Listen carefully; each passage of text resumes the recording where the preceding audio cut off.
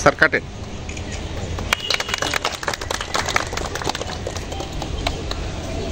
আসলে কলেজে কোবালি ব্যাংকে একটা অস্থায়ী বুথ উদ্বোধন হলো। তো আমি যে সবসময় কলেজ এবং হসপিটালকে একই মায়ের সন্তান এগিয়ে চিন্তা করি সবসময়। তো যে কোনো প্রোগ্রামে আসি এবং আমার সবসময় উদ্দেশ্যটা কীভাবে পাবলিক প্রাইভেট পার্টনারশিপটাকে একটু ইমপ্রুভ করা যায়। তো কোবালি ব্যাংক বাংলাদেশের অত্যন্ত পুরনো এবং 25 ব্যাংক, ওরা যে আমাদের পাশে থাকে আমাদের হেলথ সেক্টর ইমপ্রুভ করবে। ক্যাম্পাসের সৌন্দর্য বর্ধনেও ওরা আমাদেরকে অনেক হেল্প করবে, আশা করি আমরা সহযোগিতা করবে এবং আমরা আশা করি দুই পক্ষেই আমরা অনেক লাভবান হব।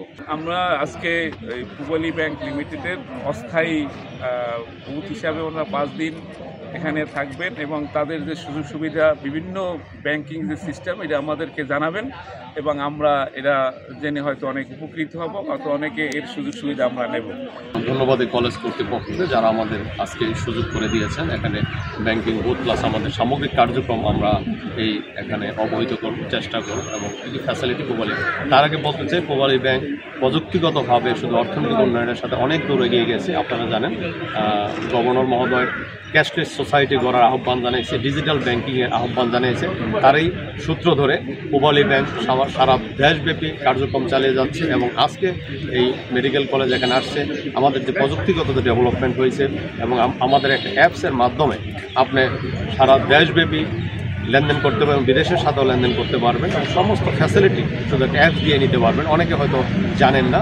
আমরা এই ধারাবাহিকতায় আমরা চেষ্টা করছি এখানে আজকে এই বোধ করে এখানে আমাদের অফিসাররা যারা আছেন তারা সম্মানিত ডাক্তারবৃন্দ অন্যান্য যারা স্টাফ অফিসার আছেন ওদেরকে জানাবেন। কিন্তু আশা করি দিন শেষে আপনারা আমাদের যে স্লোগান ক্যাশলেস সোসাইটি, সেটা যে কোবালি ব্যাংক অনেক দূর এগিয়ে গেছে এবং সামনে আরও যাচ্ছে, সেটা আমরা এখানে আজকে জানানোর জন্য আমরা এখানে। আর এই কলেজ কর্তৃপক্ষকে আমরা ধন্যবাদ দিই, মাননীয় পরিচালক মহোদয়, প্রিন্সিপাল মহোদয়, ভাইস প্রিন্সিপাল মহোদয় স্যারদেরকে, তারা যাতে আমাদেরকে একটু সুযোগ দিয়েছেন এবং ভবিষ্যতে আমরা আরও সুযোগ পেলে আমরা চেষ্টা করব যে অর্থনৈতিক উন্নতির পাশাপাশি এই কলেজ ক্যাম্পাসকে আরও কীভাবে সামগ্রিক প্রাইভেট সাবজেক্টে পণ্যদের প্রাইভেট পাবলিক সমন্বয়ে আরও কী করা যায় সেটা আমরা ঊর্ধ্বতন কর্তৃপক্ষের সাথে সর্বোচ্চটা চেষ্টা করব।